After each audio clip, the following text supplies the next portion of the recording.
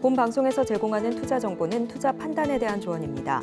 방송에서 제공하는 주식의 가치, 가격 상승 및 하락에 대해서는 방송사에서 보장하지 않습니다. 실시간 정보 브리핑입니다. 첫 번째 브리핑입니다. 작년 신탁회사 60곳의 총 수탁구가 퇴직연금 등을 중심으로 전년 대비 7.1% 증가하면서 1,310조 원을 돌파했습니다. 은행과 보험사의 수탁구가 크게 늘어난 반면 증권사는 고금리 여파로 줄었습니다. 두 번째 브리핑입니다. 글로벌 금리 인하 시점이 예상보다 늦어질 것이란 관측이 나오면서 상대적으로 안정적인 이익을 얻을 수 있는 MMF에 뭉칫돈이 몰렸습니다. ETF 등 다른 채권 투자 상품의 순자산도 빠르게 불어나고 있습니다.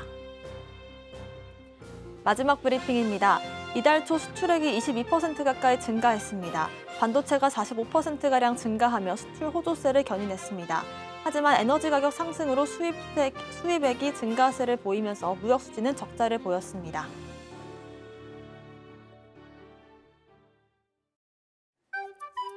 틈새에서 기회를 만들 수 있는 투자시장, 위기를 기회로 아는 만큼 보인다. 주식을 제대로 배워볼 수 있는 13시 투자스쿨 장학생 문다연입니다. 저희 13시 투자스쿨에서는요, 김선규 1타 강사님만의 전략적인 노하우를 통해서 투자에 대해서 A부터 Z까지 배워보실 수 있으니까요. 끝까지 많은 관심 부탁드리겠습니다. 저희가 방송 중에 드리는 정보는 전문가님의 조언일 뿐입니다. 주식의 가치와 상승을 보장하진 않고요.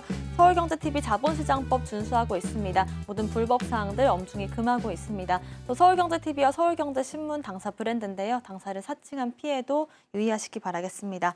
저희 방송 실시간 소통이 가능하십니다. 유튜브 검색창에 서울경제TV를 검색하시고 실시간 방송 보시면서 채팅 참여도 많은 참여 부탁드리도록 하겠습니다. 저희의 간판 얼굴이시죠? 김선규 전문가님 바로 인사드려 볼게요. 전문가님 어서 오세요.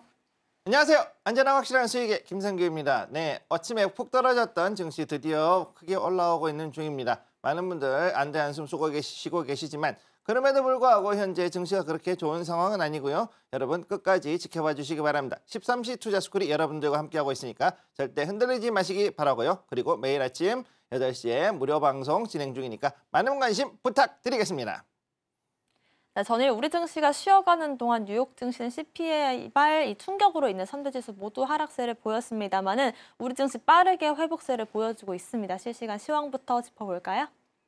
네, 지금 현재 우리는 증시가 어제 쉬었죠. 그렇기 때문에 여기에 대해서 CPI의 충격을 생각보다는 좀 덜 받는 듯한 모습도 보여주고 있습니다. 현재 자리 보시게 되면요, 이 자리죠. 자, 여기에 이 자리, 자, 아침에 30포인트 이상 빠져가지고서 많은 분들이 놀랐을 거라고 생각하고 있는데 그럼에도 불구하고 지금 최대한 많이 올라오고 있는 상황이고 현재는 양전하려는 모습. 잠깐 양전했다 음전했다가 여기에서 이 2700포인트를 어떻게든 잘 넘어가지고서 일단 넘어와 있고요. 그 다음에 여기에서 더 올라갈 수 있느냐 여부를 지금 현재 측정하고 있는, 한마디로 눈치를 보고 있는 그런 모습이다, 이렇게 보시면 되겠습니다. 현재 보시면은 SK하이닉스를 비롯해가지고 삼성전자 이 두 개가 굉장히 빠르게 지금 또 다시 올라오는 모습 보여주고 있었거든요. 그렇기 때문에 지금 여기서 봤을 때 이렇게 떨어졌던 모습에도 불구하고 삼성전자, 그 다음에 SK 요 두 가지가 가장 중요한 움직임을 보이고 있다. 즉 코스피의 대장주로서는 역시 이 두 개가 움직이고 있었다. 그럼에도 불구하고 지금 현재 움직이는 걸 보면은 아직도 반도체라든가 다른 쪽은 아직 약간 좀 회복이 조금 더딘 모습, 그렇게 보여주고 있다는 거를 기억을 해두시기 바라고요. 자, 그 다음에 코스닥 한번 보겠습니다. 코스닥 현재 상황 보시면은 코스닥도 역시 강하게 거꾸로 올라오는 모습 보여주고 있습니다. 이렇게 올라오고 있는데 이 자리죠. 자, 여기에서 지금 현재 850포인트를 한번 잠깐 뚫었다가 다시금 위로 올라오는 모습 이렇게 보여주고 있습니다. 여기에서 저가 매수세 강하게 들어오고 있죠. 일단 중요한 거는 뭐냐면은요, 현재 CPI라든가 미국의 증시 그리고 FOMC의 영향도 있지만 가장 중요한 거, 우리나라의 선거 악재가 이제는 어느 정도 조금 해소가 된 상황, 즉 악재가 해소된 상태에서 이제 그동안에 어느 정도 예상을 했던 그 낙폭을 가지고서 여기서부터 거꾸로 지금 회복을 하고 있는 모습을 보여주고 있는 것이 중요한 포인트다. 따라서 어떻게 되느냐? 지금으로 봤을 때는요, 이제는 AACR은 끝났고 그 다음에는 다른 것들은 어떻게 있겠느냐? 자, 바로 반도체. 자, 반도체는 조금 쉬어갈 수 있어요. 자, 특히나 유리기판 같은 경우 좀 쉬어갈 수 있고 그 다음에 어떤 게 있을까요? 자, 2차 전지. 지금부터 2차 전지가 올라갈 수 있고요. 그 다음에 올라가기 힘들었던 종목들이 다시금 이제 반등이 들어오는 그런 시점. 자, 그동안에 저가에서 있던 종목들이 서서히 이제 올라오는 그런 자리에 있는 상황이다. 이렇게 보시면 되겠습니다. 자, 그래서 코스피 코스닥은 어찌됐든 간에 바닥에서부터 서서히 올라오고 있는 그런 모습을 현재까지는 보여주고 있고, 과연 여기서 양전해가지고서 위로 올라갈 수 있는지는 좀 지켜봐야죠. 아직까지는 코스닥은 여전히 조금 음봉을 아직까지는 이제 전일 그러니까 화요일이죠. 화요일에 비해서는 조금 아직은 낮은 자리에 있다. 이렇게 보시면 되겠습니다. 자, 그러면 삼성전자 한번 보겠습니다. 현재 자리. 자, 삼성전자 현재 자리 보면은요, 올라갔다가 여기에서 이제 옆으로 해서 횡보하는 구간이라고 말씀드렸고, 자, 그리고 여기 보시면은 아까 말씀드렸던 대로 여기서 이렇게 강력하게 물량을 지금 현재 주고받는 모습 보여주고 있습니다. 굉장히 오랫동안 해가지고서 지금 현재 그 외국인은 계속 매수만 하고 있어요. 매수만 지금 하고 있고, 그리고 최근 들어서 블록딜이라든가 뭐 이런 것들의 이슈 때문에도 있지만은, 중요한 거 삼성전자는 지금 현재 봤을 때 외국인들에겐 그야말로 핫샷입니다. 아주 핫샷, 아주 중요한 핫샷이라 그러죠. 네. 핫샷으로 볼 수 있는 그런 종목이기 때문에 계속해가지고서 꾸준히 매입을 하고 있고, 심지어는 기관들의 물량 나오는 것조차도 지금 외국인들은 계속 당겨가지고 가지고 가고 있는 그런 모습을 보여주고 있기 때문에 이 부분을 잘 주목하실 필요가 있겠다. 이렇게 말씀을 드리겠습니다. 그럼에도 불구하고 여기서 보면 옆으로 해가지고 계속 행보하고 있기 때문에 현재 자리에서 봤을 때는 많은 분들이 왜 못 올라가고 계속 이렇게 가느냐.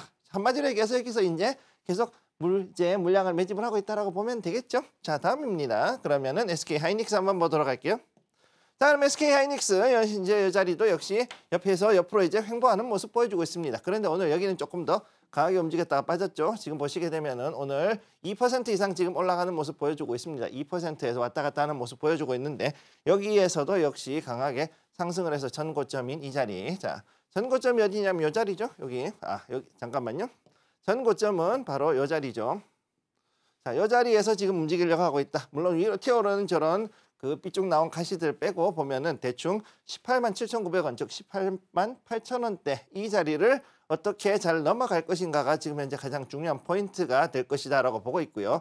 자, 그래서 이렇게 봤을 때 여기에서 특히 여기를 이 자리 18만 8천원을 타고 올라갔을 때 이전에 있던 자리, 즉 20만 원대까지 20만 원대까지 한 번 더 올라갈 수 있는 여지가 있다. 단 여기서 중요한 건 뭐다?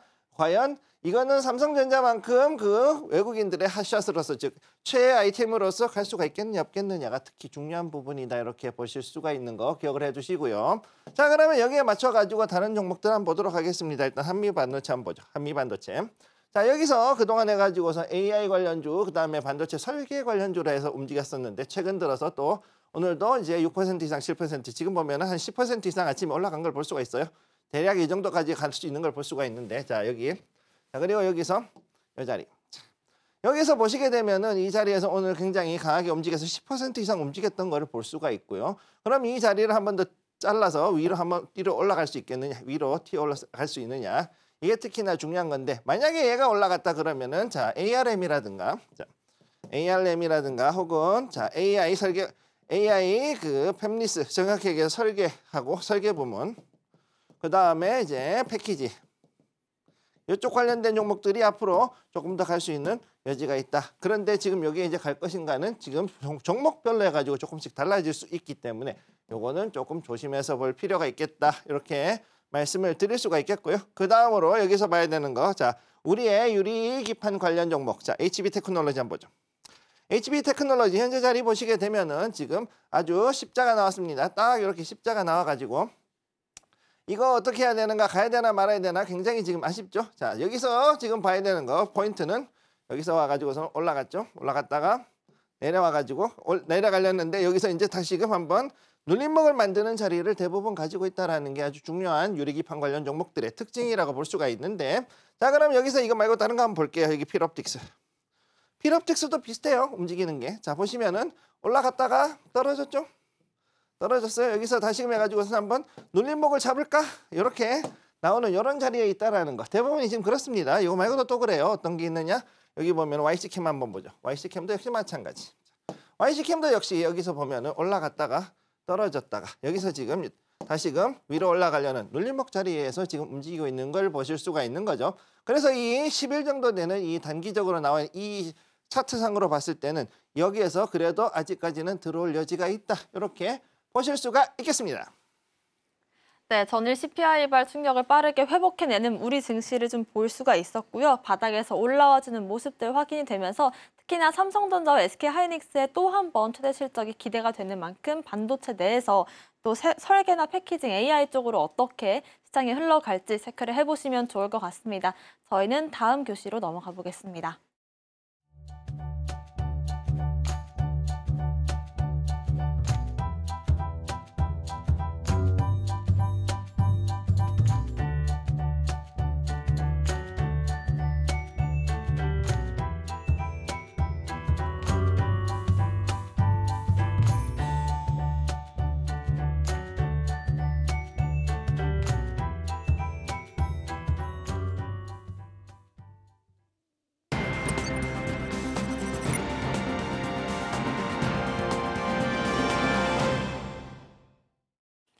십삼시 투자스쿨 본격적인 1교시 수업 시작해 보겠습니다. 머니 이슈 시간 준비를 했고요. 저희가 실시간으로 소통도 이어가고 있습니다. 유튜브 검색창에 서울경제TV를 검색하시고 실시간 방송 보시면서 채팅 참여, 많은 참여 부탁드리겠습니다. 지금 머니 이슈 시간에서는요. 오늘 장의 중요한 이슈들을 분석해보고 또 잠시 뒤에 테마에 대한 분석까지도 이어가는 시간 가져보도록 하겠습니다. 전문가님. 아무래도 어제와 오늘 이틀 동안 있었던 이슈들을 다 정리를 해주실 것 같은데 어떤 이슈들 한번 살펴볼까요? 네, 하루 쉬었기 때문에 상당히 좀 일요 이슈가 많이 밀렸어요. 근데 한번 보도록 하죠. 자, 일단 오늘의 뉴스. 자, 오늘의 머니 이슈를 분석하기 보겠습니다. 자, 첫 번째, 이 미국과 유도 바이오 경쟁력 키운데. 자, 제약 바이오 이야기죠. 그다음 두 번째, 삼성 TSMC를 아는 미국. 자, 미국에서의 반도체 정책 이야기입니다. 세 번째, 자, 늙어가는 대한민국. 자, 고령화 이야기고요. 네 번째, 아파트 하자. 자, 건설회사. 자, 이런 얘기가 지금 나오고 있다. 이렇게 보시면 되겠습니다. 자, 그럼 하나씩 보도록 하죠. 첫 번째입니다. 자, 미국과 EU도 바이오 경쟁력 키운데 갈 길이 먼 소부장의 국산화. 바이오, 이거는 반도체가 아니라, 자, 이거는 바이오 소부장입니다. 사실 우리나라 소부장이 생각보다 국산화율이 전체적으로 봤을 때 뭐 반도체가 됐던, 제약 바이오가 됐던, 아무튼 봤을 때는 전부 다 국산화율이 생각보다는 낮다는 게 현실인데 그래도 최근 들어가지고 이거를 국산화율을 높이려는 노력이 나온 것 자체는 굉장히 좋은 일입니다. 네. 자, 그래서 여기 보면 정부가 지난 1일에서 바이오 제조 혁신 전략을 발표하면서 바이오 소부장 국산화에 나섰다. 근데 아직 갈 길은 멀다. 이렇게 나와 있죠. 자, 보시면은 현재 한국과 미국과 EU, 즉 유럽의 바이오 소부장 정책 현황 보시면은요. 자, 여기에 바이오 의약품 제초 초격차 확보 이렇게 해가지고서는 크게 한마디로 아젠다하고 이니셔티브는 확보가 됐는데 그럼 여기에 대한 세부적인 액션 플랜, 쉽게 얘기하지 행동 계획에 대한 건 아직까지 나온 것이 없다. 자, 이걸 하기 위해 가지고서 결국은 뭐냐? 돈과 인력과 그 다음에 뭐가 있을까요? 시간이 들어가야겠죠.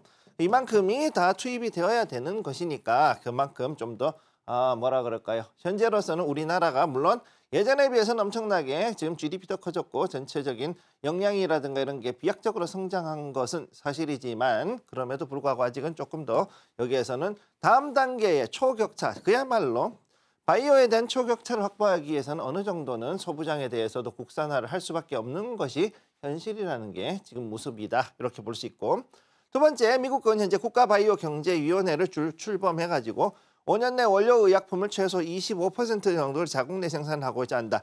자, 지금 그래서 원료의약품 같은 경우 의외로 유럽에서 상당히 강세를 보이고 있죠. 왜냐, 옛날부터 해가지고서 만들던 업체들 그런 것들이 죄다 유럽 업체들, 특히 스위스라든가 아니면은 프랑스 혹은 영국에 있는 회사들이 꽤 많이 이런 원료의약품들을 많이 하고 있고 특히나 거기서도 독일이 역시 화학 쪽으로는 화학 원료의약품으로는 역시 독일이 강국이에요. 그러다 보니까 여기에서도 상당히 많이 가지고 올 수밖에 없는 상황에 있다. 이거를 기억을 해두시고요. 자, 그다음 세 번째 유럽 보시면은 EU의 바이오 기술법을 제정했다. 자, 그래서 사실 여기에서 여러분께 말씀드리고 싶은 거는 제약에서 밀리니까 바이오로 전환을 했어요. 사실은 미국 같은 경우는. 그래서 그동안 해가지고서는 줄기세포를 비롯해가지고서 수많은 바이오 관련된 것들, 그다음 바이오시밀러, 즉 바이오시밀러. 그 다음에 이런 것들을 하게 된 가장 큰 이유가 뭐냐? 지금 현재 유럽이 가지고 있는 이 엄청난 그 원료의약품에 대한 그 강점을 뚫어가지고 우회하기 위해서는 결국은 이쪽으로 뚫어야 된다 해서 그동안 미국이 돈을 이렇게 많이 넣어가지고서 갔던 부분이 있다. 이렇게 말씀을 드릴 수가 있고 거기에서도 후발인 우리나라 같은 경우는 여기에서 따라가려면은 앞으로 이제 여기에 훨씬 더 많은 돈과 시간과 인력이 투입이 돼야 된다는 거죠. 여기 보시면은 바이오 기업들의 원부자재 92%는 지금 수입에 의존. 그러니까 여기서 이거를 자 80%까지만 떨고도 상당히 의미 있는 그런 성등이 될 수 있다. 그럼 80에서 60 뭐 이런 식으로 자꾸 떨구고 우리가 국산화를 해야 한다라는 결론이 나오는 겁니다. 자, 다음으로 넘어가죠. 자, 두 번째, 삼성과 TSMC를 끌어안는 미국 반도체 패권의 마지막 퍼즐. 자, 요거 원래 굉장히 중요한 기사인데 여기에서 제가 이제 하려고 했는데 그 중간에 삭제된 기사가 있어서 다시 대체한 거예요, 사실은 요거. 자, 그래서 막대한 보조금을 바탕으로 삼성전자와 인텔, 대만의 TSMC 등을 지금 현재 쭉쭉 끌어안고 있고요. 거의 뭐 457조 원 정도를 지금 미국은 457조 원 정도, 조원이에요. 자, 그러니까는 어떻게 되느냐?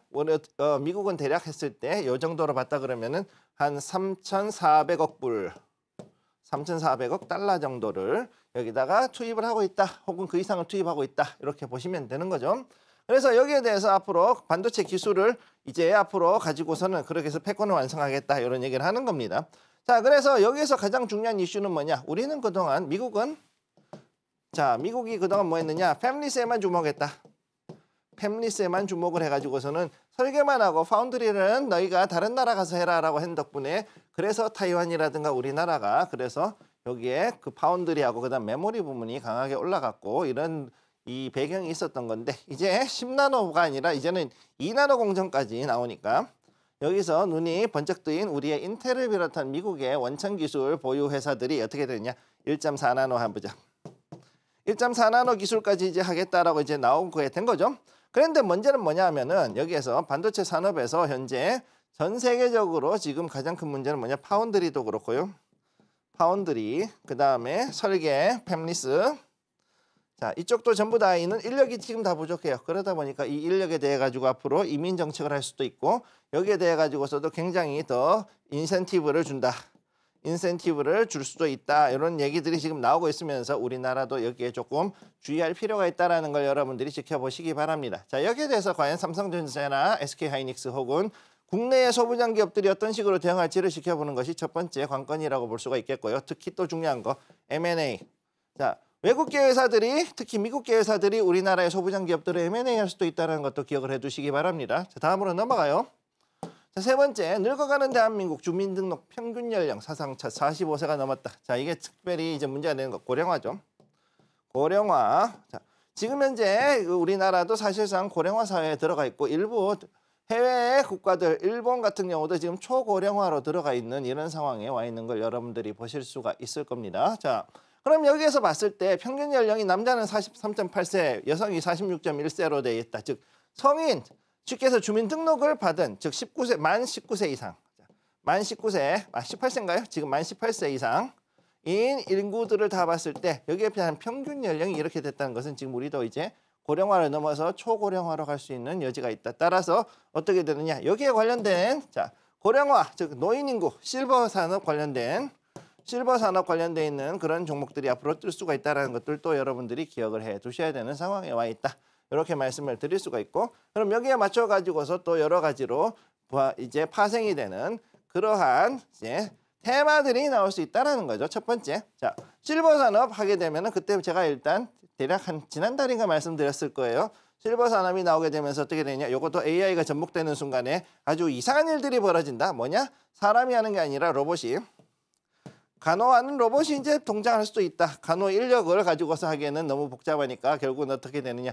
로봇을 가지고서 AI가 보고서 자동을 할 수도 있다. 실제로 제가 그때 그 만화로 예시를 들었던 노인제트, 로진제트 같은 그런 일들이 실제로 이제는 일어날 수도 있다라는 게 현재 상황이고요. 그 다음 여기에서 또 어떻게 되느냐? 자, 통신 5C, 6C 당연히 늘어나야죠. 그래서 스마트 팩토리에서 들어가 있던 기술들이 결국은 이제 통신하고 로봇하고 AI 이쪽을 통해 가지고서 노인 인구에 대한 부양, 특히나 움직일 수 없는 그러한 그 사람들, 그러한 그 좀 고령화된 연세 드신 노인들을 대상으로 해가지고서 욕창 방지라든가 각종 그 여러 가지 사람이 하기 힘들어하는 것들에 대해서 로봇이 앞으로 전담해가지고 할 수 있는 그런 여지들이 생길 수 있다는 것도 기억을 해 두시기 바랍니다. 자, 다음으로 넘어갈게요. 자, 그 다음으로 아파트 하자 이진 없다. 건설 이야기입니다. 자, 어깨를 쫙 핀 대형 건설사. 여기 나온 거 보면은 하자 판정 건수의 변동사항이라고 나오죠. 1차 하자하고 2차 하자가 있는데 2차 하자 판정 나오면 이건 사실상 실제로 제대로 이 하자로 판정이 됩니다. 그래가지고서 이제 많은 분들이 이제 아파트 제 소유주분들은 잘 아실 거예요. 소유해가지고 입주하신 분들은 아시겠지만은 뭐냐? 하자가 한번 나면 그걸 가지고서는 일단은 거기에 있는 입주위원, 거기에 아파트 동대표들하고 해가지고 입주자위원회들하고 이제 거기에 대해 가지고서는 한마디 협의를 보죠. 이건 어떻게 해야 된다, 어떻게 해야 된다 해놓고서는 하고 만약 여기서 안 되면은 소송 들어가고 그래가지고서는 마지막에 최종적으로 하자 판정 나고 이런 뭐 결체를 이런 이제 절차를 가는 걸 알고 있는데 GS가 굉장히 높았어요. 그랬는데 지금 여기서 12위까지 떨어졌고 자 그래서 롯데도 역시 마찬가지 이런 식으로 해가지고 쭉 했는데 자 이렇게 해가지고서는 많이 바뀌었다 이런 식으로 볼 수가 있는 거죠. 근데 여기서 이제 떨어졌다가 올라간 업체도 있고 내려간 업체도 있고 그렇습니다. 자 어찌됐든 중요한 거 뭐냐 하면은 아무래도 하자가 많이 생긴다는 뜻은 뭐냐 하면은 많이 지으니까 많이 생겨요. 많이 지으면 지우면이 아니라 많이 지으면 많이 생기는 게 하자입니다. 많이 생긴다 하자는. 자 그래서 이걸 단순하게 페인트 칠 몇 번 해주거나 하는 게 될 수도 있고 아니면은 진짜로 심각한 고질병 뭐 순살 아파트 뭐 이런 것 같은 그런 꼴이 날 수도 있는 여러 가지 하자가 있는데 이런 부분에 대해 가지고서 이제 어느 정도는 털어낼 수 있는 여지가 지금 나오고 있다. 근데 지금 여기서 중요한 건 뭐냐? 자, 이거보다도 더 중요한 건 뭐냐? 앞으로 지어야 될 재건축이 어떻게 될 것이냐? 요거에 대한 얘기죠. 자, 앞으로 이제 요거에 대한 것도 얘기를 해볼 필요가 있겠습니다. 네, 이렇게 해서 어제와 오늘 있었던 반도체 관련된 이슈들부터 바이오 섹터들 또 고령화 이슈도 짚어봤고요. 아파트 대형 건설사 관련해서 문제가 되고 있는 부분들까지 짚어주셨습니다. 이렇게 전반적인 이슈들에 대해서 짚어봤다면 이 중에서 우리가 돈이 될 수 있는 테마들을 선정하는 게 또 중요할 텐데요. 전문가님과 함께 오늘 알아볼 테마는 어떤 테마일지 한번 확인해 볼까요? 자, 그럼 오늘부터 한번 알아볼 이야기들. 자, 오늘의 4개의 뉴스 바이오 소부장 이야기. 자, 제약바이오였는데 그중에 바이오 소부장, 그다음 두 번째 반도체, 그다음 세 번째 고령화, 그다음에 건설 이렇게 나왔죠. 자, 바이오 소부장은 제가 이전에도 얘기를 해봤고 패스. 그다음에 반도체 이거 너무 자주 얘기하고 다른 사람도 얘기하니까 별로 얘기할 게 없어요. 세 번째 고령화. 얘기하기는 좋은데 그럼에도 불구하고 아직까지는 특별히 뜨는 그런 그 테마가 많지는 않은 상황. 그런 상황이니까 이것도 좀 패스. 자, 그래서 네 번째 우리의 삶에 직접적인 영향을 주고 있는 건설 이야기를 한번 해보도록 하겠습니다. 자, 이렇게 예를 가지고 한번 얘기를 해보도록 하죠. 첫 번째로 건설입니다. 현재 지금 장머니 이슈 아파트 하자가 이젠 없다. 어깨를 쫙 핀 대형 건설사. 왜? 하자 보수가 이게 돈이 엄청 들어갑니다. 돈이 엄청 많이 들죠. 많이 든다. 자, 왜 이게 문제가 되느냐? 첫 번째, 아무리 여기에서 자 워런티 쉽게 얘기해서 하자 보수 증권 이제 워런티 증권이라 그러죠. 워런티 증권을 이거를 끊어줘도 문제가 되는 게 뭐냐? 이거보다 훨씬 더 비교도 안 될 만큼 많은 금액의 그런 하자가 발생을 하고 거기에 대해 가지고서는 이건 어떻게 할래라고 해가지고서 결국은 나중에 소송까지 가가면서 그렇게 해가지고서 정리를 하는 게 마련인 것이 아파트 하자라는 거죠. 자, 그래서 여기에 관련되어 있는 테마들로 보면은 아파트 그래도 건설주 관련해서는 일단 첫 번째 플랜트, 그 다음에 원전 여기가 엮일 수밖에 없고요. 우선은 여기하고 그 다음 또 원전에 관련되어 있는 소부장 이것도 역시 이 건설 관련해서 하고 엮일 수밖에 없습니다. 왜냐? 지금은 재건축을 했다 그러면 어떻게 가냐? 고층으로 가죠. 고층이나 혹은 초고층으로 가는데 지금 초고층을 못 가요. 왜? 돈이 너무 많이 들어가요. 기초 짓는데 돈 들어가고 시간 들어가고 그래서 위로 올라가는 거는 금방 올라가지만 아래에 땅을 파고 기초를 만들고 지하주차장을 만들고 등등등등 이런 일들을 하는데 대부분 1년 반에서 2년 이래서 1년 반에서 2년 이상이 끊습니다. 예.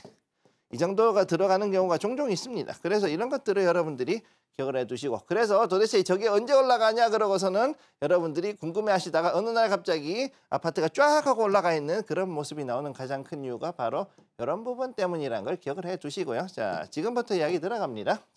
자, 머니 모멘텀 현재 부동산 PF의 위기발 하락이 상당히 선반영이 돼 있죠.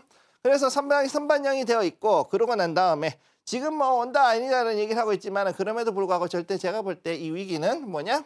모르고 있는 상태에서 터지는 위기면은 위기가 그게 정말 위기인데 알고 터지는 거는 알고 있는 게 알고 터지는 거.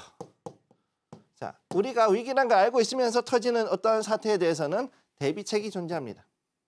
대비책이 존재하기 때문에 이거는 그렇게 큰 어려움은 아닐 수도 있다. 자, 롤러버를 할 수도 있고 아니면은 뭔가 다른 구제금융이 나올 수도 있고 여러 가지 방법이 있기 때문에 그거에 대한 건 여러분들이 걱정하실 필요는 없어요. 단 중요한 건 뭐냐? 이 위기를 가지고 앞으로 어떤 식으로 다시금 컨트롤을 할 것인가가 더 문제라고 보시면 되고요. 그리고 이 부분이 이미 어느 정도 반영이 된 건설주 중에서 일부는 이미 진정세로 들어가 있다. 그렇게 보시면 되는 겁니다. 자, 두 번째. 아직까지 재개발 관련 이슈들이 여전히 잔존해 있고 그렇지만은 뭐냐? 현재 여기에 대한 것들, 이 재개발이란 것들 이제 모두 다 눈이 번쩍 뜨이실 거예요. 재개발 얘기 나오니까. 자, 그러면은 이 재개발을 하게 됐을 때 앞으로 해가지고서는 규제 완화라든가 그다음에 뭐 이제 기부 체납에 대한 문제. 자, 기부 체납. 그다음에 또 뭐냐? 임대주택 연결, 임대주택 뭐 이런 것들에 대한 거 쭉쭉쭉쭉 있는 이런 규제들에 대해 가지고서 과연 기존에 있는 주택조합들이 어떤 식으로 이걸 해결할 것인가가 또 다시 문제가 되는 거죠. 사실은 이거는 건설주의 문제라기보다는 건설을 하려고 그러는 건축주의인 조합의 문제이기도 합니다. 자, 그래서 이들과의 움직임이 어떻게 될 것인가가 굉장히 중요한 이슈라는 거. 자, 요거를 기억을 해 두시기 바라고요. 자, 그럼 머니 포인트는 무엇이냐? 자, 여기에 대한 머니 포인트를 잠깐 보도록 하죠. 자, 머니 포인트는 무엇이냐? 자, 첫 번째, 원자재 가격의 상승. 그동안에 코로나로 인해서 그리고 공급망 마비로 인해서 그리고 우크라이나 전쟁에 의해서 원자재 가격이 엄청나게 상승을 했습니다. 사실상 인플레이션 플러스 그다음에 이제 로지스틱스, 자, 공급망 이 두 가지가 가장 큰 문제가 되었다라고 여러분들은 보셔야 되는 거예요. 그리고 난 다음에 어떻게 됐냐? 이로 말미암아서 이것들이 주택 가격의 상승을 불러왔다. 이렇게 여러분들이 보셔야 되는 거죠. 그렇게 나오는 거. 그 다음에 이것으로 인해 가지고 어떻게 됐냐? 주택 가격이 상승하면 당연히 여기에 대해 가지고 건설사도 이익을 보겠죠. 이익을 본다라는 거. 자, 이익을 보는데 예전에 비해서는 많이 보지 못하겠지만 그럼에도 불구하고 생각보다는 망하지 않고 갈 수 있다라는 거. 이 부분에 대한 거. 자, 이게 중요하고 두 번째, 주택 공급의 태부족. 자, 이게 특히나 더 문제가 됩니다. 이게 무슨 얘기냐? 1인당 1가구당 인구 1인당 그 주택이 이미 한 채가 아니라 뭐 여러 채가 된다 이런 얘기를 하고 계시는데 중요한 건 집이라는 것은 지어진 게 중요한 게 아니라 살 수 있는 집이 중요한 거죠. 거주가 가능한 집이 중요한데 지금 거주가 가능한 집들이 자꾸 줄어들고 있어요. 자, 뭐냐? 노후화된 주택들이 더욱더 늘어나는 반면에 여기에 대해서 대비해서 신규 주택이 아직까지 공급이 되게 떨어지고 있다. 자, 이 부분은 사실상 어떻게 보면 인구 정책하고도 같이 물려 있는 그런 굉장히 민감하고도 중요한 이슈이기 때문에 이거에 따라서 결국은 수요 증가가 될 것이고 실컨 좋건 기본적인 그 공급량 이상은 어느 정도 해줄 수밖에 없는 것이 현재 상황이라는 걸 여러분들이 기억을 해 두시기 바랍니다. 자, 그렇기 때문에 여기에 대해서 우리가 봐야 되는 종목들. 그럼 앞으로 이런 그것들, 그러니까 국내에 있는 개발, 국내에 있는 건축에 대해 가지고 봤을 때 여기에서 뜰 수 있는 종목들이 무엇이 있겠느냐. 자, 한번 보자고 말씀드릴게요. 자, 어떤 거냐? 두 가지. 첫 번째가 삼성물산, 당연하죠. 자, 우리의 그 아파트 5대 브랜드 중에서 그래도 제일 많이 사람들이 선호하는 삼성물산 브랜드가 있죠. 요거. 그다음 두 번째 대우건설. 자, 요것도 역시 마찬가지 5대 브랜드로 사람들이 상당히 선호하는 그런 겁니다. 자, 그래서 여기에서 중요한 건 뭐냐? 주택조합이 어떻게 되는 것이냐? 여기에서 이 중에서 어떤 것을 브랜드를 선호하느냐? 이게 특히나 중요하고, 자, 여기에서 뭐 여러 가지 얘기들이 나온다는 건 여러분들이 알고 계실 테니까 그런 거는 나중에 또 여기 제가 얘기하는 거 말고도 인터넷이나 이런 데서 찾아보시면 많이 나오니까 거기를 한번 보시면 될 것 같고요. 오늘은 일단은 이 두 개의 건설사 얘기를 해보도록 하죠. 자, 여기에 이제 오늘 삼성물산 현재 밸류 악화의 우려에 급락을 했었어요. 아침에 6.16%까지 빠졌다가 당겨 올려가지고 지금은 3% 미만까지 쭉 좀 더 당겨 올리는 이런 자리인데 현재 이 자리를 볼 것 같으면요. 바닥을 잡아줬는데 여기서 갭 하락이 나왔어요. 자, 갭 하락이 나온 상태. 그러면은 여기에서 어떻게 되느냐? 자, 여기에서 더 떨어질 것이냐 아니면 올라갈 것이냐인데 이 자리면은요. 여기에서 받쳐가지고 다시 지금 올라가려는 이런 자리에 와 있는데 여기에 될 것인가 아니면 떨어져 가지고서 과연 여기 이 자리까지 여기까지 한 번 더 떨어질 것이냐 이게 굉장히 중요한 포인트다. 자, 그러면 낙폭을 또 다시 만들 수 있는 여지가 있다. 그렇기 때문에 이거는 조금 지켜볼 수밖에 없는 상황이다. 이렇게 말씀드릴 수가 있고, 자, 다음으로 대우건설. 자, 재건축 시공 관련된 악재에도 불구하고 지금 현재 약 보합을 이루고 있습니다. 1%대 보합을 이루고 있고 지금 이 그 대우건설 같은 경우는 지금 보시면은 자, 역배열이죠. 역배열. 자, 이렇게 해가지고서는 완전히 전형적인 하락 패턴이 나와 있습니다. 그리고 요거 같은 경우 이게 241선인데 241선 아래에서 지금 현재 가지고서 완전 역배열이 나와 있는 상태에서 조금씩 진정이 되어 가고 있는 상황. 자, 여기 이 자리에서 저 전저점보다 더 내려갔어요. 지금 여기서 더 내려갈 것이냐 아니냐를 좀 더 지켜볼 필요는 있겠지만 지금 현재 대부분의 건설 종목들의 특징이 뭐냐면 올라가는 것보다는 바닥으로 내려가고 있는 것들이 맞다. 쉽게 얘기해서 지금 밸류가 내려가고 있지만 또 이것을 역으로 얘기하면 무엇이냐? 바로 자, 저가 매수 찬스다. 저가 매수 찬스. 자, 이것을 어떻게 볼 것이냐? 이렇게 말씀드릴 수가 있겠습니다. 네, 작년까지 시끄러웠던 부동산 PF발 리스크들도 조금 진정이 되고 있고 원자재 가격이라든지 주택 가격도 반등이 좀 나오고 있는 시점들에서 지금 당장의 건설주들 짚어봤습니다. 두 가지 종목들을 좀 브리핑 해주셨는데 대우건설과 삼성물산이거든요. 전문가님, 아무래도 이 두 가지 종목 다 유망하지만 그중에서도 한 가지만 투자를 한다면 어떤 종목이 조금 더 좋을지 전문가님의 개인적인 좀 의견이 궁금한데요. 지금 이 종목들에 대해 가지고 아시는 분들은 아시겠지만 지금 현재 이게 더 떨어질까 봐 걱정하시는 분들도 있고 아니면은 이게 아니다 여기가 바닥이다라고 생각하시는 분들도 있어요. 사실은 이거를 보시는 분들께서 이거는 판단하실 부분인데 제가 보는 것들은 조금 이따 다시 한번 말씀을 드리도록 하겠습니다. 중요한 건 자, 여기에서 일단은 봐야 되는 거. 삼성물산의 경우는 일단 기본적으로 물산이잖아요. 그러니까 물산은 무엇이다? 자, 종합상사. 종합상사예요. 종합상사. 얘가 이게 무슨 얘기냐? 건설만 하는 게 아니라 무역도 하고 오만 가지 사업이란 사업. 돈 되는 건 다 합니다. 돈 되는 거 다 하는. 다 한다. 자, 그런 여러 사업의 집합이라는 것이 아주 그냥 중요한 특징이다. 그렇기 때문에 삼성물산 같은 경우는 지금 현재 이 자리에서 이 밸류는 어떻게 보면 건설 하나만의 밸류라고 볼 수는 없고요. 그 이외에도 다른 여러 가지 사업들의 그 사업부의 성적들이 반영이 되는 그런 주가이기 때문에 사실 요건 조금 애매하다 이렇게 말씀을 드릴 수가 있는 거죠. 자, 그 다음 두 번째, 자, 대우건설. 여기 보면은 여기는 말은 대우건설이라고 해놨는데 건설보다는 사실은 플랜트 쪽으로도 엄청나게 일을 많이 합니다. 특히나 우리가 함부로 가지 못하는 그야말로 적성국가. 적성국가라기보다는 정확히 얘기해서는 이제 위험지구라고 할게요. 자, 위험지구. 자, 위험지구. 최소한 우리나라에 대사관이 없는 나라가 가지고 하진 않아요. 자, 대사관이 있는 나라에 가서 그런데 조금 총알이 날아다니고 조금 위험하고 심심하면은 누가 납치되고 이런 동네에 가가지고서 그래도 열심히 플랜트라든가 이런 것들을 지어주는 업체가 이제 대우건설이라고 보시면 되는데 자, 그럼 여기에서 이제 그동안 해가지고서는 이 재건축이 다시금 플랜트의 부진을 땡겨 올려줄 수 있는 열쇠가 될 것인가? 요게 이제 또다시 포인트가 되는 거죠. 자, 그러니까 얘가 이 삼성물산하고 그 다음에 대우건설 이 두 개의 중요한 포인트는 무엇이냐? 이것은 여러 개의 사업체의 집합이라는 거고 그 다음에 대우건설 같은 경우는 재건축 플러스 플랜트의 이런 모멘텀 두 가지가 있기 때문에 이것을 가지고 여러분들이 비교하셔야 된다는 걸 말씀을 드리겠습니다.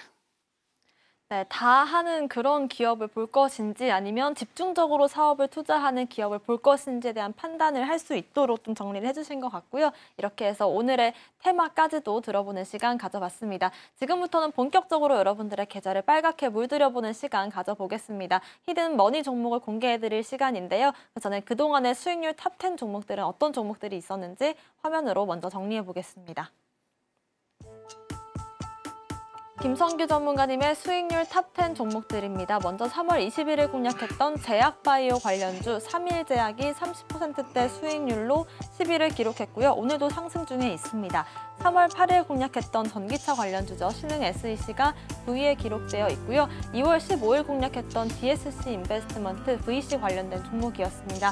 저희가 미국 주식도 분석을 해드리고 있습니다. KLAC가 반도체 관련 주식으로 7위에 랭크되어 있고요. 2월 13일 공략했던 YIK 반도체 관련주였습니다. 40% 넘는 수익률 기록하고 있습니다. 이어서 1위부터 5위까지 보겠습니다. 먼저 1월 17일 공략했던 RS 오토메이션 로봇 관련주였고요. 50% 넘는 수익률 기록하고 있습니다. 오늘도 장중에 15% 넘는 상승률 보여줬습니다. 3월 14일 공략했던 HB 테크놀로지 반도체 장비 관련주고요. 오늘도 7% 상승 보여주면서 수익률은 75%를 넘겼습니다. 반도체 관련주로 GST 3위에 랭크되어 있습니다. 80% 가까운 수익률 보여주고 있고요. 2월 14일 공략했던 디스플레이 관련주죠. 덕산테크피아 오늘도 6%가량의 상승을 보여줬습니다. 저희의 수익률은 96%를 기록하고 있습니다. 1월 9일 공략했던 엔캠 1위를 기록하고 있습니다. 수익률은 307%를 넘겼고요. 88,000원 매수가 제시 이후로 38만 원까지 기록한 종목입니다. 네, 이렇게 해서 히든머니 종목들 수익률 탑10 종목들을 한번 살펴봤습니다. 과연 오늘 공략해볼 종목은 어떤 종목일지 힌트부터 들어볼까요? 자, 오늘의 종목, 히든 종목을 한번 보도록 하겠습니다. 첫 번째, 여기에 보면은 자, 별이 되게 많아요. 자, 그런데 중요한 거, 중국의 경기 부양 관련된 수혜주 이렇게 보시면 되겠습니다. 자, 그러면 여기에 대한 일단 말씀을 드리도록 하고요. 이 모멘텀을 보시면은 일단 글로벌 수출 관련된 전문회사, 그 다음에 또 생활용품 관련된 전문회사, 그러면서도 또 화학 관련 종목이기도 합니다. 자, 그래서 여기에서 중국 관련해 가지고서 역시 수혜를 받을 수 있는 상당히 중요한, 특히 다 경기 부양이 됐을 때 앞으로 여기에서 관련돼 가지고 수출이 더욱더 늘어날 수 있는 그런 종목이라는 걸 기억을 해두시고요. 첫 번째, 이제는 메타버스에서 현재 여기에 대한 마케팅을 진행을 하고 있다. 앞으로 봤을 때 이제 중국이라든가 혹은 아시아권에서 특히나 중요한 것이 바로 이 AI와 메타버스를 통한 이런 그 여러 가지 상업 행위, 쉽게 해서 마케팅 행위가 굉장히 중요해집니다. 그래서 로블록스뿐만 아니라 자, 로블록스도 있지만은 자, 로블록스 그 이외에도 여러 가지 메타버스 관련된 플랫폼들, 그 다음에 AI에서 나올 수 있는 여러 가지들, 심지어는 아바타, 옛날에 나왔던 그 프리첼 같은 그런 데서 했던 아바타라든가 이런 걸 이용해서 움직이는 그런 또 다른 AI 아바타 스타일의 움직임, 거기에 대한 마케팅, 이런 것들도 진행이 될 수가 있다는 게 첫 번째 볼 수가 있고, 두 번째, 이 회사가 현재 하고 있는 것들이 화학으로도 있지만 역시 토탈 케어 전문 업체로서 이제 이렇게 움직이고 있다. 즉 아까 말씀드렸던 생활용품이기도 하지만은 거기에다가 또 여러 가지 전체적인 토탈 케어로서 굉장히 중요한 이런 업체라는 것을 기억을 해 두시면 되겠습니다. 자, 그러면 여기에 대해 가지고 차트를 한번 보는데요. 차트. 자, 주봉 차트가 나와 있습니다. 자, 여기에 보시게 되면은 그동안 해가지고서는 엄청나게 상당히 많은 굴곡이 있었다. 이렇게 들어와가지고 여기서 횡보. 자, 요 안에서 횡보하고 다시금 한번 튀어오르고. 자, 튀어오르고 난 다음에 어떻게 됐냐? 여기에서 밑으로 빠졌죠? 빠졌다가 다시 또 횡보. 자, 지금 하락과 횡보를 계속하고 있어요. 자, 그러니까 뭐냐? 하락, 횡보. 자, 횡보. 그 다음에 또 하락, 또 횡보. 자, 이렇게 가고 있습니다. 자, 문제는 뭐냐? 자, 하락, 하횡 이렇게 가고 있는데 여기에서 이 자리에서 계속해가지고서 횡보를 하다가 보면은 결국은 바닥이 잡히게 돼 있거든요. 지금 여기서 바닥을 잡는 자리에서 와 있고 지금 보면은 하나, 둘, 셋. 자, 바닥을 3번 정도 잡고서는 여기서 다시 또 이 횡보의 폭을 지금 좁혀 들어가고 있습니다. 자, 무슨 얘기냐? 여기서부터 이런 식으로 해가지고서는 삼각형으로 수렴을 하고 있다라고 보시면 되죠. 자, 조금 줄일게요. 자, 여기서 이런 식으로 해가지고 잠깐만요. 자, 여기에서 이렇게 해가지고서는 삼각형으로 이런 식으로 조금씩 완만한 수렴을 해가고 있다. 자, 이렇게 보시면 되는 겁니다. 자, 그러면 어느 정도 시점이 됐을 때 여기에서 한 번 더 하락을 할지 아니면은 위로 이제 상승을 할 것인지 올라갈 수도 있고 내려갈 수도 있습니다. 하지만 중요한 건 무엇이다? 지금 이 자리는 굉장히 중요한 포인트다. 자, 그렇게 보시면 될 것으로 저는 얘기하겠습니다. 네, 오늘의 히든머니 종목은 중국의 경기 부양 관련해서 수혜를 받을 수 있는 그런 종목입니다. 정확한 종목명은 저희가 방송 끝난 이후에 공개를 해드릴 예정이고요. 히든머니 종목 다시 한번 화면으로 정리해 보겠습니다.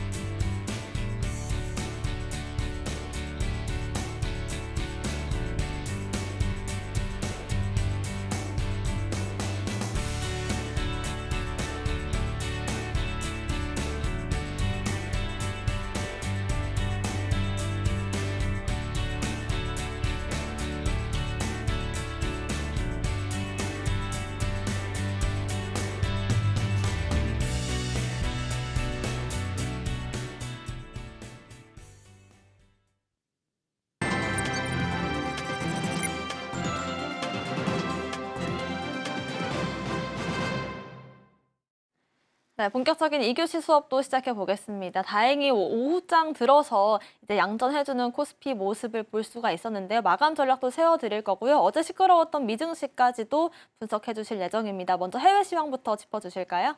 자, 먼저 상하이 종합지수부터 보겠습니다. 현재 상하이 종합지수 이 자리 보시면은요, 상당히 재밌는 자리예요. 자, 여기서 내려가는 것도 지금 막아주려고 하고 있다. 그래서 어떻게 됐냐? 여기 같은 경우 지금 여기가 이제 다시금 반등 들어오고 있습니다. 아침에는 떨어졌지만 다시 올라갔죠. 자, 중국 같은 경우는 지금 부동산에 관련되어 있는 여러 가지 위기, 그러면서 신용 전환의 전망이 또 안 좋아질 거다라는 그 우려에 어제는 하락을 했었어요. 이렇게 해서 하락을 했다가 다시금 여기서 깎으로 당겨 올린다. 즉 여기서 뭐가 저가 매수세가 들어왔다. 자, 저가 매수세가 들어오는 상황이다. 자, 이렇게 말씀드릴 수가 있겠습니다. 여기서 중요한 거 아까도 말씀드렸고 늘 말씀드리지만 중국은 여기에 있는 이 저항대를 어떻게 넘어가느냐. 최소한 3,100대에 가까운 이 저항대를 어떻게 상하이가 넘어가느냐가 가장 큰 핵심 포인트다. 이렇게 보시면 되겠고요. 다음으로 해서 셴전 심천종합 보시면은 여기도 지금 횡보하고 있는데 여기서 지금 생각보다 그렇게 강하게 가지 못하고 있는 모습 보여주고 있습니다. 자, 그러면 여기서 이렇게 해가지고 여기 이 자리죠. 여기서 계속 해가지고서는 음양 해가지고서는 이렇게 봉이 바뀌고 있지만 그럼에도 불구하고 떨어지고 있죠. 자, 그럼 여기에서 횡보하게 해가지고서는 바닥을 잡고 다시금 올라오는 이런 자리로 오고 있는데 셴전 같은 경우도 지금 현재 저가 매수세가 다시금 들어오고 있는 자리다. 즉 여기에서 어느 정도 다시금 물량을 좀 매집을 하려고 하는 그런 모습을 보이고 있고 여기에 따라서 앞으로도 이런 식으로 좀 더 올라가지 않을까 이렇게 보고 있습니다. 현재 이 자리로 봤을 때는요, 당분간은 이런 그 횡보는 상당히 많이 나올 수 있다. 이렇게 말씀을 드리겠습니다. 자, 그러면 요거 좀 지우고요. 그 다음으로 이제 우리가 보는 거, 자, H지수 같은 경우도 지금 여기에서 넘어갔는데, 자, 못 넘어갔어요. 다시. 자, 넘었는데 못 넘었습니다. 참 이게 아쉬워요. 자, 이게 굉장히 지금 힘든 상황인데, 자, 요거 지금 보면은 요것도 지금 그 넘어가려고 제 준비를 했었던 요 자리였는데 여기서 넘어가려다가 못 넘어가고 다시금 이렇게 떨어지는 모습. 자, 넘지 못하고 여기서 다시 떨어졌다. 자, 결국 무슨 얘기냐? 홍콩 지수도 지금 부동산이 굉장히 발목을 잡고 있다라는 걸 말씀을 드릴 수가 있는 거죠. 그렇기 때문에 이 자리를 어떻게 넘어갈 수 있어야 되느냐? 굉장히 중요한 이슈다. 이걸 보셔야 되고요. 그다음 마지막으로 각원 지수. 자, 첸 지수 여기도 지금 마찬가지. 여기서 올라가서 이 자리가 최고 고점이었는데 여기서 지금 넘어가지 못하고 여기서 눈치 보고 있는 상황이다. 즉 아직까지도 그 TSMC가 그래도 우리 아직까지는 괜찮아요라고 얘기했지만은 거기에 따른 여러 가지 복합적인 문제, 특히 파운드리의 재가동에서의 이슈가 아직까지는 남아있는 그런 상황이라고 보시면 되겠습니다. 자, 그러면은 여기서 이제 한번 미국으로 한번 보도록 하죠. 미국 증시. 자, 미국 증시에서는요. 자, 다우지수 계속 보면은 전에 있던 요 자리 이렇게 잡아놨던 거, 그리고 여기서 지금 떨어지려고 하는 자리. 자, 이 자리가 되게 어렵습니다. 자, 여기에는 이 자리가 굉장히 어려운 자리예요. 자, 요 자리가 만약에 밀리면은 그때부터는 정말로 많이 밀리는 자리로 갑니다. 여기서부터 이 횡보단을 지금 계속 해가지고서는 대략 한 1개월 이상 2개월 정도를 갔는데 현재 CPI하고 FOMC가 일어나가지고서 조정이 지금 이루어지고 있습니다. 그런데 오늘 또 뭐가 있느냐? 오늘은 목요일이라서 또 PPI가 대기하고 있죠. PPI, 그 다음에 실업급여 이 두 가지가 나오는데 문제는 뭐냐면은 실업급여는 뭐 그래도 사람들이 그래도 여전히 뭐 지금 이 고용이 좋으니까 그렇게 크게 늘어나진 않는다. 늘어나더라도 크게 걱정할 수준은 아니다라고 생각하는 사람들이 있는데 PPI가 안 잡히면은 여기서 이게 깨질 확률이 있다라는 거죠. 자, 여기서 이게 지금 현재 다우가 현재 이렇게 떨어지게 되면 나스닥도 어느 정도 영향을 받게 돼 있는 게 지금 현재 상황이다. 이렇게 보시면 되겠습니다. 자, 그럼 나스닥 한번 보죠. 자, 나스닥에서의 자리, 이 자리는 어떻게 되느냐? 현재 나스닥도 지금 옆으로 해가지고 굉장히 길게 횡보를 하고 있는데 여기서 지금 간신히 버티고 있는 거 보이시죠? 여기 이 자리를 지금 간신히 버티고 있는데 양봉이지만은 그럼에도 불구하고 하락 마감을 한 자리. 자, 그래서 이 안에서 과연 얘가 어떻게 살아남을 것인가? 자, PPI를 여기서 이제 PPI 발표가 났을 때 PPI 발표가 나면 어떻게 살아날 것인가? 이게 가장 큰 문제입니다. 자, 여기서 얘가 그래도 양봉으로 해가지고서는 하락 마감하는 가장 큰 이유는 뭐냐? 엔비디아가 올라가서 그래요. 엔비디아가 올라갔어요. 그래서 이것 때문에도 그렇고 일부 기술주 한두 개 정도가 그나마 브레이크를 잡아줬기 때문에 낙폭을 지금 줄여주고 있는 상황인데 그럼에도 불구하고 현재 필라델피아 반도체 지수도 역시 생각보다는 조금 많이 떨어지는 상태이고 그 다음에 특히나 중요한 거 러셀 2000 지수. 러셀 2000 지수가 지금 오늘 2.5포인트 이상 크게 하락을 했습니다. 전체적으로 다 떨어졌는데 그중에서 SMCI 슈퍼마이크로 컴퓨팅 그다음에 마이크로 스트래지직 MSRT 마이크로 스트래티지 요 두 개가 지금 상당히 큰 그 5대 그 시총 종목인데 얘네들이 지금 많이 떨어졌어요. 그래서 이것도 지금 현재 굉장히 큰 이슈가 될 것이다. 즉 현재 러셀 2000 지수에서도 시총 상위권에 있는 종목들은 대부분 반도체하고 그다음에 AI 관련된 것들, 그다음에 데이터 센터 관련 종목들인데 이게 지금 떨어지고 있는 것이 이번에 낙폭이 컸다라는 것을 지금 보여주고 있습니다. 자, 그럼 다음으로 넘어가죠. 그럼 S&P 500은 어떻게 되느냐? 자, S&P 500 같은 상황에서는 지금 현재 자리에서 봤을 때 여기 이 자리. 자, 여기도 아까 말씀드렸듯이 지금 현재 이 안에 있는 이 자리가 과연 이 자리 지켜질 것인가. 오늘 목요일이 굉장히 지금 중요한 날이다. 이렇게 보시면 되겠습니다. 그래서 여기에 따른 영향은 내일 아침에 우리의 증시에도 상당한 영향을 줄 것이다. 이렇게 보시면 되겠습니다. 네, 지금 당장의 중국 증시는 하루 정도 반등을 보였지만 미국 증시가 실업급여나 PPI 지수 발표 이후로 해서 한 번 더 충격을 받을 수 있다라는 점들까지 염두에 두시면서 지금 시장을 바라보는 전략들 필요할 것 같습니다. 다행인 건 이만큼의 하락세가 우리 증시에서 나오지 않았는데요. 우리나라 증시에서는 지금 당장에 코스피를 위주로 해서 상승 나와주고 있습니다. 마감까지 2시간가량 남겨둔 시점에서 어떤 전략 한번 펼쳐볼까요? 자, 그러면 일단 코스피 한번 보도록 하죠. 현재 코스피 자리는 여기예요. 자, 여기가 코스피 자리. 자, 여기에서 지금 해가지고서 반등이 많이 들어갔고 지금 양전됐습니다. 자, 그러니까 어떻게 됐느냐? 아침에 떨어졌던 물량들을 전부 다 주워 올리고 그 다음에 거기에 따른 여러 가지 많은 사람들이 매도했던 그 물량들을 지금 엄청나게 빠른 속도로 지금 당기고 있는 걸 볼 수가 있는 거죠. 따라서 현재 우리가 제가 늘 말씀드렸듯이 물량을 뺏기면 안 된다. 물량을 뺏기는 순간 여러분들이 좀 더 힘들어질 수 있다. 이렇게 말씀드릴 수가 있고 그러면 내일 같은 경우에 다시 한번 떨어지지 않겠느냐 할 수가 있겠는데 현재 자리에서 우리가 단기적으로 즉 오후장을 대응하기 위해서는 어떻게 해야 되느냐. 지금 바닥에서 올라오고 있는 저가 매수, 저가 반등 종목 즉 저가로 매수할 수 있는 매수세가 들어오는 종목들을 요것들을 잘 지켜보고서 여기서 옥석을 가려서 들어가셔야 될 것으로 보입니다. 여기에 대한 것들은 제가 이미 한번 말씀을 아침에 드렸으니까 요거는 나중에 보시면 되고요. 그리고 요 다음으로 이제 그러면 코스닥을 한번 여기 이제 현재 코스피고요. 코스닥을 한번 봅니다. 자, 잠시만요. 자, 여기서 한번 코스닥을 한번 보도록 하죠.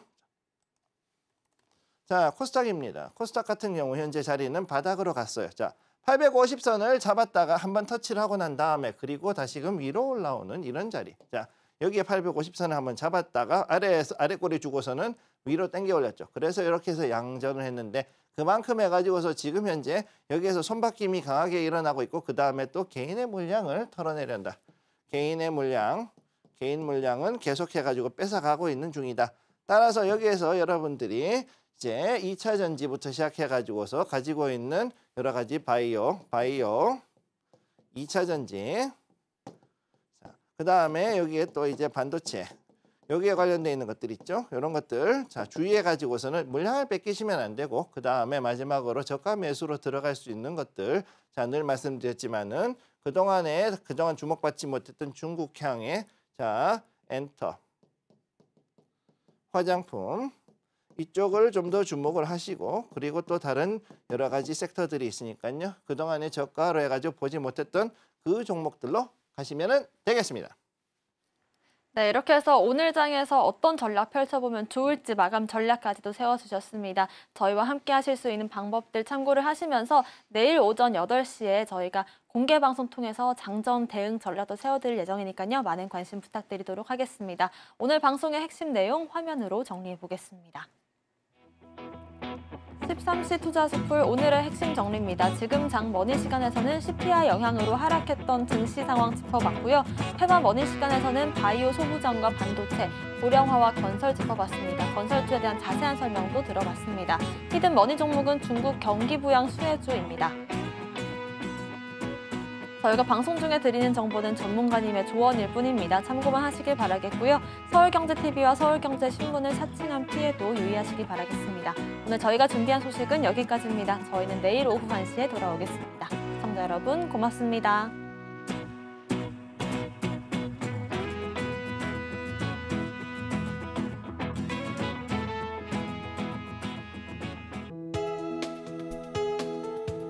본 방송에서 제공하는 투자 정보는 투자 판단에 대한 조언입니다. 방송에서 제공하는 주식의 가치, 가격 상승 및 하락에 대해서는 방송사에서 보장하지 않습니다.